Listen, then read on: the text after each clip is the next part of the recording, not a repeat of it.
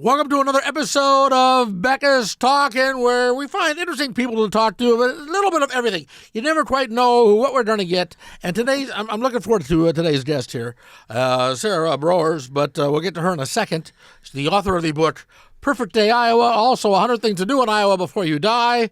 Why do you want to die in Iowa? I don't know. We'll talk about all of that and a lot more as we look for, road trips. Starting to think about, I know winter's just around the corner here, but at the same time, starting to think about, okay, what do I want to do this spring and that? We'll be talking to her in a second. But first, I got to tell you, as you probably know by now, the podcast is brought to you by Havana Garage in the Old Market. Havana Garage in the Old Market. I was by there actually yesterday. And it's just a great place to go and have a cigar, have a cocktail, talk to your friends. You say, well, I'm not a cigar smoker. You don't have to be a cigar smoker. Okay, but it's just the atmosphere there is just relaxing. It's fun. It's just nice people, and they got an incredible selection of whiskeys, mixed drinks, craft cocktails, all there waiting for you. And the humidor is immense. So if you do like a cigar, boy, make sure you visit Havana Garage in the Old Market and tell them you heard about it on the Becca's Talking podcast. Okay, as I mentioned, Sara Broers is my guest. She wrote the book, A Perfect Day, Iowa, and also, this one over here, 100 Things to Do in Iowa Before You Die. So I guess the first question would be, why do I want to visit Iowa? I'm a Nebraska guy, right? We always have this border war thing going. Why do I want to visit Iowa? Right. I think Iowa is Iowa. Iowa nice is a real thing. I'm just telling you, Nebraska nice is a real thing, too. But is idiots out wandering around? Is that what I've heard here in Nebraska? Is that no? I think overall we need to get better at telling our story. We are flyover country. Iowa, the Midwest, is referred to as flyover country. I don't think we can change that. But what I want people to know is there are things and places to go and do in your own backyard. If you're an Iowan or if you're not, or if you come to visit, let's face it, the reason a lot of people come to Iowa and Nebraska is to come visit family. Uh-huh. That's a fact of life. Now, when you have family coming to town, what are you going to do with them? Do you say, oh, there's nothing to do here? I challenge you. Get excited about what's in your own backyard and what you can show them. And maybe it's an hour in the car, maybe it's 10 minutes, maybe it's 5 minutes. But in Iowa, we have to get better at telling our story. There's nothing that drives me more crazy is when I read a story that somebody wrote on the East Coast or the West Coast about Iowa, and it's obvious they've never been here. Yeah. They've never been here. They've never been here to experience it. Now, that's not to say a writer on the East Coast or West Coast can't come and experience and write about it, but come here and experience it because we have some awesome things. That's one of my complaints about Nebraska, and very similar to what you're talking about. It's not that we've got a bad image. It's really almost have like no image, especially Omaha. I drove Uber for a short time, and I would pick up people from the airport or take them to the airport. And I can't tell you the number of people that told me, oh, my first time in Omaha, I had no idea. Right. And you're right. As I'm going through your book, I'm looking at these things and thinking, that's a nice little day trip to go and check that out. I have another complaint that I've had about Omaha, and it's really on me in that regard, is that you're either in a 3-hour drive, or either in a bigger or a smaller Omaha. Okay? But as I go through your book, I realize there are a lot of little interesting places to go and see. In Iowa, like you said, just an hour and a half, 2-hour drive from here. A short day trip. Bridges of Madison County, scenic byway, 80 plus miles. Now, not all of it's on pavement. A lot of it's on gravel. I like to tell people that. Don't think you're going to be on paved roads in Madison County. But Bridges of Madison County is a great day trip from Omaha. I mean, you can make it a weekend. They have some great Airbnbs you can stay in Madison County. John Wayne fans, let's face it, there's a lot of John Wayne fans out there. You can see his birthplace, where he was born, the little house. And then you can see in the museum, there's a big old station wagon. That's a big old car that was designed for him, specifically made for him. Uh-huh. So it was custom made. And he was a tall man. So I always like to say that family truckster that's in the John Wayne Museum in Winterset, which is in where Madison County is in Winterset. And the Iowa Quilt Museum is also in Winterset. So that's another place to visit. And they changed the quilts out regularly, like every quarter. So when you go into the Iowa Quilt Museum, you're not going to see the same quilts every time. Well, that's nothing for me, but my sister would love it. Exactly. Yeah. And, and the other thing is, right in Winterset in Madison County is one of the 99 Iowa Freedom Rocks. Now, Iowa has 99 Freedom Rocks. There's a Freedom Rock in each county. So if you're traveling through Iowa and you see a sign that says Iowa Freedom Rock, 1 mile, 2 miles, or they're usually right off a main road, go there. What is a Freedom Rock? They're beautiful. So Bubba Sorensen, who's an artist, he started painting these rocks in the 1990s. The first one is near Greenfield, Iowa, which isn't also too far from here. That's where the very first one is. But the 99th one is in Waukon in northeast Iowa. Now, what you want to keep in mind when you're touring Iowa, you can go to every county in Iowa. So don't tell me there's nothing to do in Iowa. You can go to 99 counties and see a Freedom Rock in every county. Now, okay, I got to tell you. Now, as much as I am interested, like I've been to the John Wayne Museum, so Yes. I love that sort of thing. When you'd say, "Hey, what are things to do in Iowa?" is go look at rocks. Yes, You and know, they're I mean, painted, and they all have a tribute to local people in each county that have served in the military. Okay. So there's that military component to each of the rocks. So they all have a story. Now, Greenfield and that county did not know that it was going to be such a hit. So keep in mind that all of the rocks are in different areas. Some of the places didn't budget to make the park a beautiful park with this rock and benches and different things. So the one in Waukon, they had a lot of it completed like 3 years before where it was going to go, but the rock wasn't there yet. So there was a plan. So don't discredit it just because, that's just a rock. There's a story on each of the rocks. How many have you seen? Oh gosh, I have seen, there's very few of them I've not seen now that you mention that. What got you interested in doing this sort of a thing? I mean, you talked about, look, and Nebraska has a bunch of small town little side shows that you go and whether the Sandhill Cranes is something that comes to mind, Johnny Carson's Norfolk Home. Yeah. I mean, there are a lot of places like that. Right, and Johnny Carson tied that Norfolk to Corning, Iowa. Corning, Iowa He is was where born he in was Corning, born. yeah. So the home where he was born was there. Now, I started out blogging in 2008. I had a blog called All in an Iowa Mom's Day. Long gobbledygook back in 2008. And fast forward to, we're almost to 2025. I can't believe I've been doing this many years. And I morphed into Travel with Sara. And I began to traveling the country. And I started a social media breakfast club in my hometown. Did that for 10 years, just gave that up about a little over a year ago. And in that time, I began to realize that we in the Midwest had to get better at telling our story.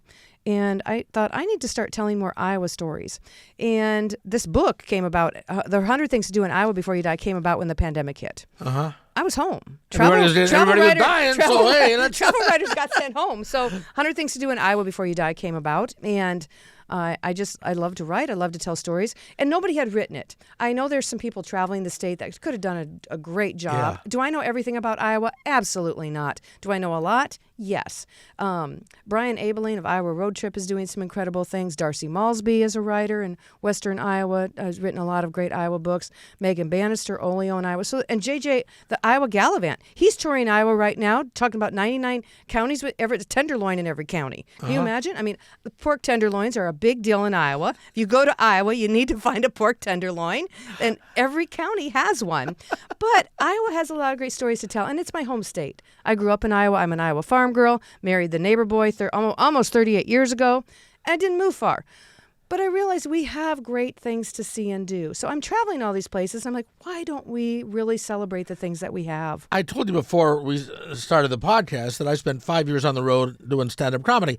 And I spent a lot of time. I played, some of the major cities, but I also played a lot of small towns. It would be a one-nighter in a small town.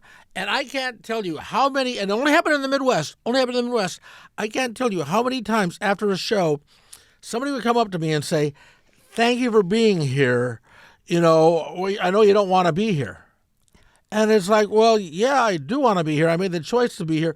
But when I would pry a little bit deeper, many of them would say, well, we don't want to be here. So, I figured you didn't want to be here.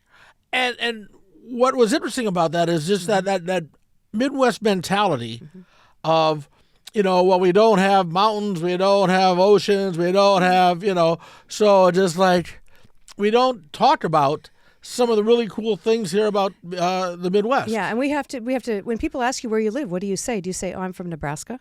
or I'm from Iowa, or do you say, I'm from Iowa? You got to be excited about it. And I've been to places where people have said, thank you for coming. And they will flat out say, we can't find anybody that wants to come to our town. And I'm like, what's going on here? Yeah. This does not seem right. And I find things to do in their town. I always joke I can have fun with a brown paper bag, so I'll find something to do in your town. But there's something everywhere. And there's a little story to be told everywhere. But there's just great stories out there. And I love finding the local person who owns a restaurant. They have a story. How did that restaurant come to be? Why is it there? There's a story behind everything. Now, Mason City is my hometown. Uh-huh. We have the historic Park Inn Hotel. The historic Park Inn Hotel is the last known hotel in the world designed by Frank Lloyd Wright, and you can stay there today. That's a big deal. That's a big deal. People come from all over the world to stay in a hotel that Frank Lloyd Wright had stayed. It's been refurbished. It's redone. It's incredibly beautiful. But you're right. We don't have the mountains and we don't have the beaches. People travel because of people, and I firmly believe that.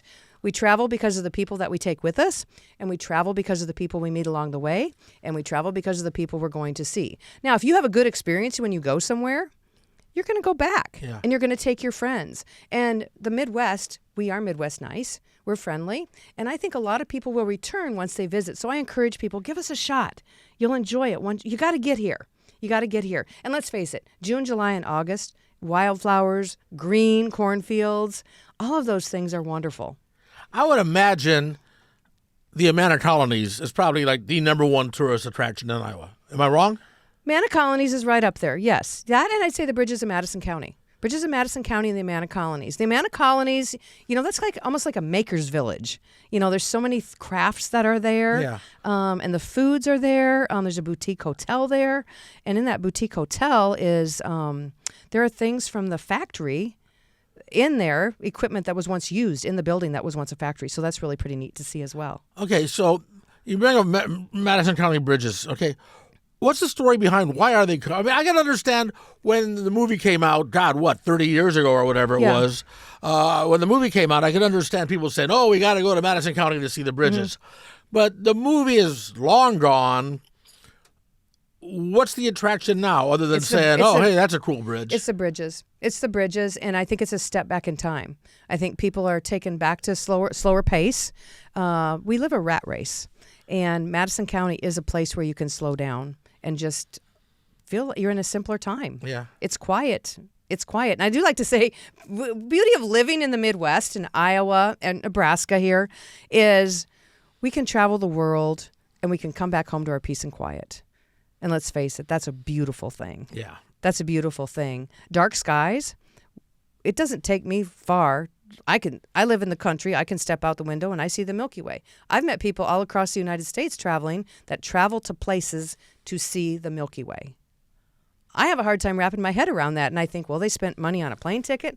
They spent money on hotels to come see the Milky Way. And that's something I take for granted. I don't take it for granted anymore. Yeah. And that's good that you don't take it for granted because, there's a lot, like you said, there's a lot to offer in this area that we don't talk about so much.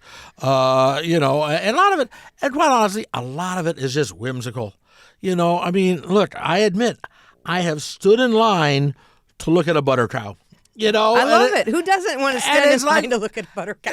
In the grand scheme of things, it's like, why am I doing this? But it's just sort of, like I said, a whimsical sort of a thing. You look at, covered bridges. Yeah. Okay, why do I need to see that? But it is. There's something about it that just like, and you imagine what it must have been like back in the day with the horse-drawn carriage going across the bridge and stuff like that. Iowa's tallest mural is in Fort Dodge, Iowa. Most people don't know that. It's on a grain silo, and the faces on the grain silo are people of Fort Dodge. And I will tell you this, there's a beautiful parking lot there. It's paved, it's handicap accessible, and take a picnic lunch down there. If it's not nice outside, eat it in your car. It's great for windshield travel. A lot of things are great for windshield travel. Just get in your car and go see these things. But the grain silos in Fort Dodge are incredibly beautiful. We have not talked about our next door neighbor, Council Bluffs. The railroad museum. That's very cool. It's fantastic over there. You cannot go wrong with that. I mean, who's been on the Bob Carey Bridge and put one foot in Iowa and one foot in Nebraska? Yeah. Take that picture. Take that picture.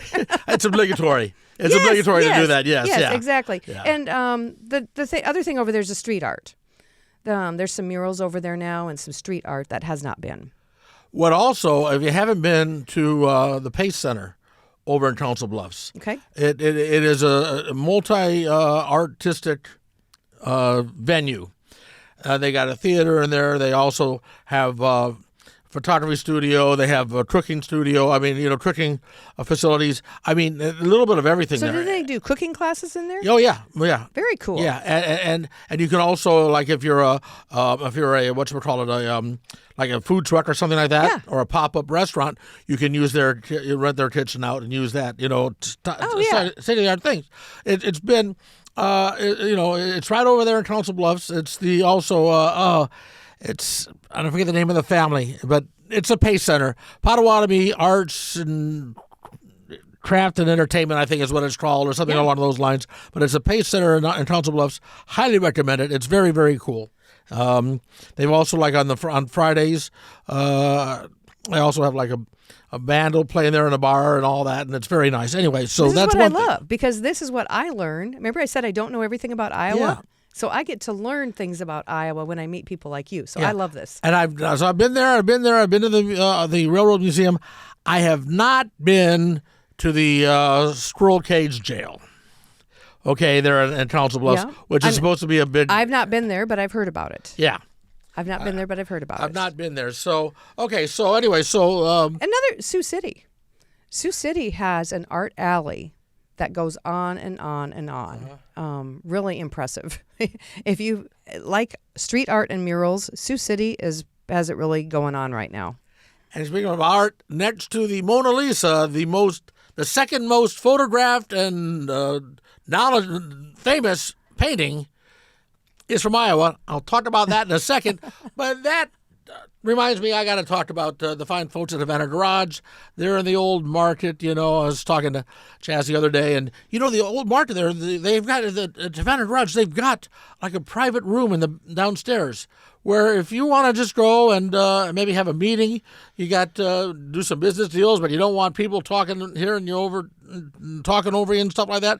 You can go and get this little room. It's a nice little private room. It's also a humidor. So get a cigar, get a cocktail, and do your business. It is really one of the 100 things to visit in Omaha before you die. Check it out, Havana Garage in the Old Market. Okay, so American Gothic. Yeah. If you don't know the name, you know the picture. It is the old folks in front of the house with the pitchfork. And the bib overalls. Yeah, and bib overalls, right? Having a brain fart on the guy's name. Grant Wood. Grant Wood. Also, the Pace Center. That's made me think about this. The Pace Center. They have discovered this gigantic mural that Grant Wood did. That I think they recovered from. I'm not sure if it was the post office or some other building that they recovered, and that's on display there too. So there's a big Grant Wood display at the Pace Center there in Council Bluffs. Fantastic. And I've heard of that in a lot of these historical buildings that are being refurbished in Iowa. People are finding all sorts of works of art like that. That's happening all over the state. But actually, I love it. So what I did, I was driving. I like taking the back roads if I can, if I have the time. Yeah. And I was driving to St. Louis, and instead of going down through Kansas City and then through Missouri, I went and took through Des Moines and did that, and then I see little side roads saying that the American Gothic House And Eldon. in Eldon. Yeah. And so it's like, you gotta check it out, Put right? on the brakes and turn. Got to check it out. So I go and I find out the American Gothic House, which, again, when you see that picture, you think that those are like two farmers from Iowa. Yeah. They're not. They're not.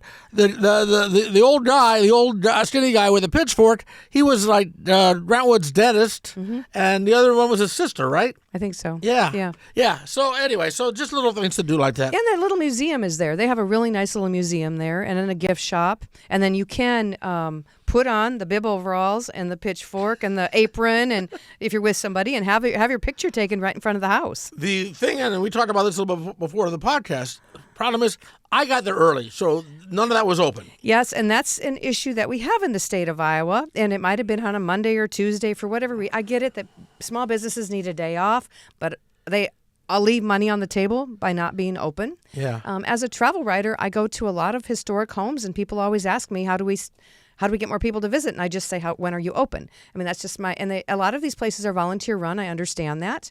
But we have to, as Iowans, have a better mentality of, I guess, of just showing what we have. So there's a demand for these places to be open.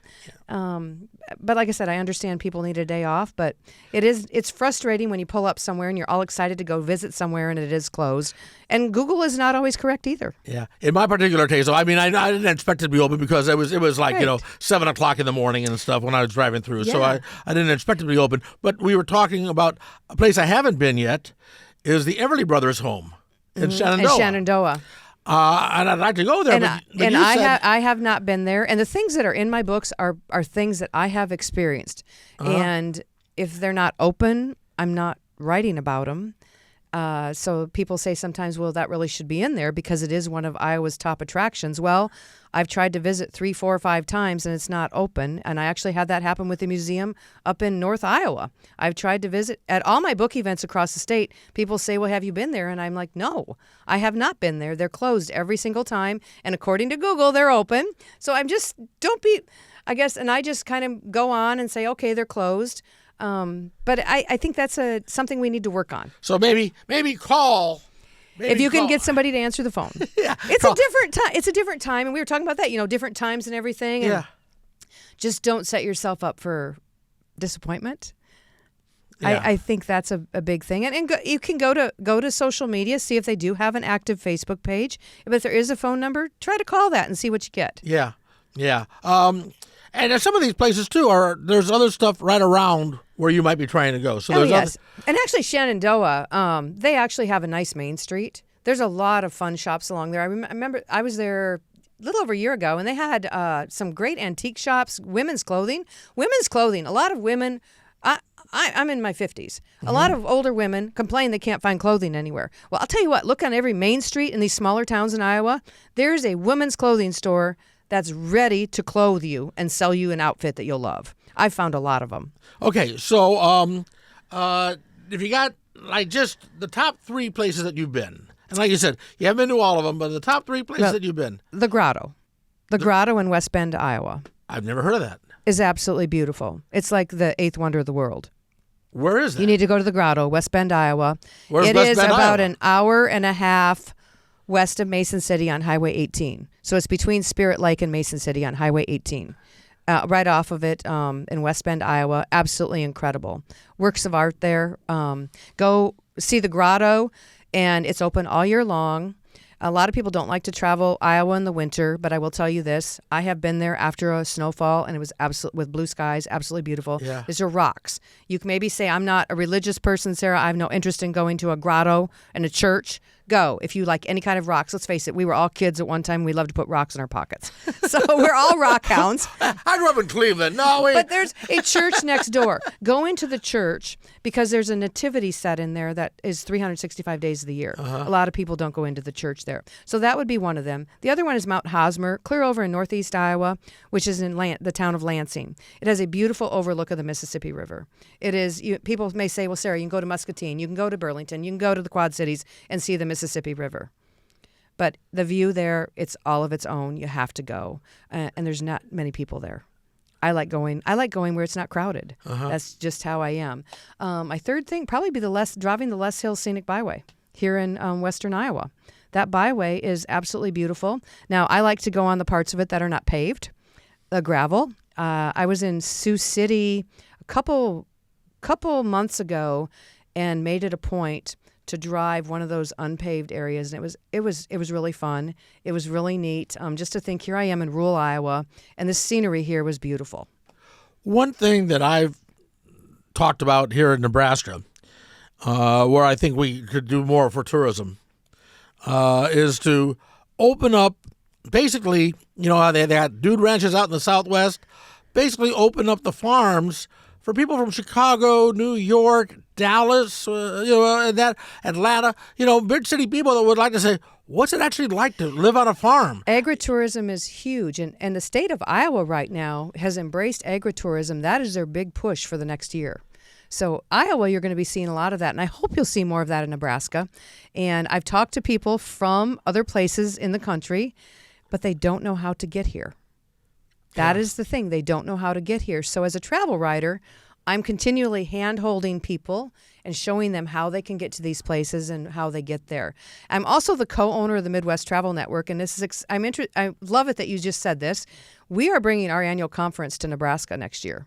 We are in Grand Island, June 12th through the 14th. Okay. So we're bringing content creators that all have an interest in sharing stories about the Midwest to Nebraska. Okay, so when you doing that, is the Nebraska Department of Tourism, are they helpful? Visit Nebraska is a part of it. And are they helpful? Are they beneficial? Are they very helpful? Okay, they're giving you the tools to make this really into a nice event? Yes, and the tourism team in Grand Island is excited, and we were excited. I mean, we had some choices of places to go, and we're coming to Nebraska in June of 2025. So I'm excited about that, to showcase this area. Because Omaha will be a part of it. Well, and that's just it. I mean, because, we don't do enough. And Nebraska, I think especially, of course, you've got Okoboji and you've got a lot of other stuff. But you and South Dakota also does a lot of the to promote things, whether it be the Corn Palace or Wall Drug and things like that.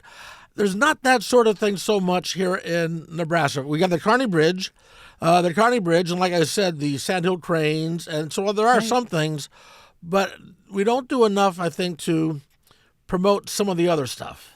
You just wait. 2025 is going to be a game changer. We're bringing all these content creators to Nebraska, so I can't wait to show you all the content. How many people do you think are going to show up? Well, we max out at 150. Okay. We do not go bigger than that, so we should be 100 to 150 people. So and these are all people that have a lot similar to you. Yeah. Books So I have actually travelwithsara.com with no H is my website, and one of my most popular posts is traveling Iowa to Estes Park. And on that post, it talks about things to do on I-80 in Nebraska. Yeah. That is one of my most read posts. So there are things to do, and we need to get off the beaten path sometimes. I know that's kind of cliche, but sometimes it's okay to get off the interstate and check out the side roads and check out the little museums. Instead of complaining the next time you go that the lights are off, go visit and sign that little guest book when you arrive. That is the keys to the money. People say, oh, they're going to stalk me or they want to know everything about me. No, sign your name or sign a different name, but they need that number. That little museum needs a number when they apply for grants. Okay. For visitors. So that's why you should sign that book, guest book, when you go to those museums. I didn't know that. That helps them. Okay. Well, we also in Nebraska, finally, for years we had the helmet law, which took a lot of people on their way to Sturgis. Would go through Iowa and not through Nebraska. Or go through South Dakota, not through Nebraska, which takes away an awful lot of tourism dollars. A lot of money. Yeah, tourism dollars and people that might want to go off the beaten path and spend an extra day or two here to learn more about the state. Yeah. And I think sometimes, when I look at what Iowa's doing and what they have done versus what Nebraska does, you guys are way ahead of us. South Dakota, I think, is way ahead of us. We don't do enough to promote so many of the cool things that are here. And like I said, I'm a person that I like to take the back roads and end up like on a summer day, spring day, when the roads are decent. Take the back roads and end up in some small town. I'm not even sure where I'm at. Find a bar and grill. Find a bar and grill and get a mushroom Swiss cheeseburger and fries and just or a pork tenderloin sandwich or something. Because there's some great things going on there. Yeah. Great things going on there, and I do agree. North Platte. If you're a railroad buff, you need to go to North Platte. I mean, North Platte, that rail yard's incredible. Yeah. That spike tower there, that tower they have there, it's incredible. Oh, no, you're right, and we don't talk about that. Yeah. We don't talk about the history that we have, as the frontier and people that were heading out west, and this history that we have here. And again, it may just be that Midwest mentality where, oh, we don't want to brag, or maybe and we need to get over that. We need to be proud of what we have, and we're humble.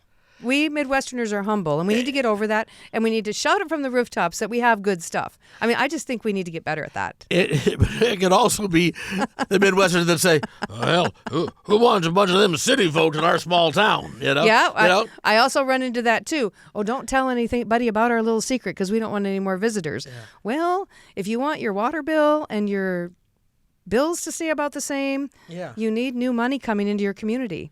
And the easiest way to get new money coming into your community is through tourism. And that's going to be visitors. And they may not look like you. They may be somebody different, but be welcoming. And that's just important. Be welcoming. Well, that brings me to a real pet peeve of mine that we have here in Nebraska, where they want to make this state to political for just a second. They want to make this state a winner-take-all state when it comes to electoral college votes. And the reality is that when we have what that's called the blue dot here, but actually it's just a dot because every county, every congressional district has the same opportunity. It's just a dot. That brings a lot of money into the neighborhood. It brings a lot of money into the state. It brings a lot of money into the city. And I understand why the Republican Party would be for winner take all, but I can't understand why any Nebraskan would be for winner take all, because it's a situation here where it does. It brings people to the state. It brings attention to the state. I can't count how much money, in free advertising that Omaha got during this last election. Yeah. And we tend to try to poo-poo that stuff, but it's important stuff. And the Iowa caucuses. Yeah, Iowa caucuses. I mean, when I'm traveling the state and Iowa caucuses are on, I can be anywhere in the country, and people ask me, is the Iowa caucuses how it is on the news? I said, oh, yeah, I can go into any local pizza parlor, coffee shop, and meet anybody. Yeah. And a lot of states never have the opportunity to meet any candidate. No. And out here, we have that opportunity. And right here in Omaha, you can go to Iowa and meet these people. You can go to these coffee shops and go meet these people. And you literally walk in, and there's maybe 10 people there. And some of these people are now president. I mean, it's wild if you think about it. We're lucky that we have that opportunity. And, I have met so many presidential candidates. Yes. And some of them actually try to be president. Yes. That I've met, and you see them in that situation before they become overly cautious, before they become too handled. You get to see them a little bit with their guard down. Yep. Because they are in a coffee shop, they're in a bar, they're just talking to people, and so you see them before they don't have the title. Yeah, they don't have that title. And like you said, most states never get that opportunity. So that's another important thing for Iowa and Nebraska. And that's all the politics we'll talk about there. Okay, so go ahead, give the websites one more time. Travelwithsara.com, no H. And the book is 100 Things to Do in Iowa Before You Die or Perfect Day Iowa. Both of these books are available how? Well, you can get these through readypress.com. You can get them on Amazon. Check with your local coffee shop. Local coffee shops may have them. Yeah. We've been talking about coffee shops. Local bookstores, independent bookstores, Barnes & Noble. Barnes & Noble here in Omaha has carried it. They have it. Barnes & Noble all across the state of Iowa has it. So anywhere you get your books, they make great Christmas gifts. All right. Or if you got somebody that just retired in your life, great gift there as well. And something to do, I mean, that's just it. Go and expand the horizon a little bit, take the back roads, and whether it be in Nebraska or Iowa or anywhere in the Midwest. Yeah. Anywhere in the Midwest. I didn't know. I was taking a back road in Missouri a few years ago. There's a nice little Walt Disney Museum, a very cool Walt Disney Museum, because that's where he was born. Yeah. And that's the thing. You talk about, a lot of people that make it on the big stage. We didn't even talk about, Ronald Reagan's ties to Iowa. Yep. A lot of these people that make it on such a big, And then all the food that's been created in Iowa. There's a lot of foods that have been created in Iowa, like too, what? that you eat all the Jolly Time popcorn. You eat Jolly Time popcorn? Okay. That's from Iowa. Cookies, barbecue sauce? Just Okay. telling you, this is Iowa stuff. Anyway, the book, Sarah, it was very nice talking to you, very nice meeting you. Thanks for having me. And again, as a person that likes to travel and experience a lot of this stuff, it's very interesting stuff. Thanks for joining us. Again, every week, somebody different, something different. You never know what you're going to find. So check us out. Every Tuesday at 10 a.m., a new podcast is released. And make sure you subscribe, you like, all that stuff. Tell your friends, spread the word. The Becca's Talking Podcast every Tuesday, brought to you by, well, I say every Tuesday, but actually it's any time you want, really. Once the new one comes up on Tuesday, but you can watch it anytime you can watch it weeks from now. That's the beautiful thing about a podcast, but why am I telling you that? You already know that. Anyway, it's brought to you by Havana Garage in the Old Market. Stop on by, tell them you heard about it on the podcast, and go and relax and enjoy yourself with a nice cigar and a cocktail, or just a place to go and hang out with your friends. Havana Garage in the Old Market. Take care. Bye, y'all.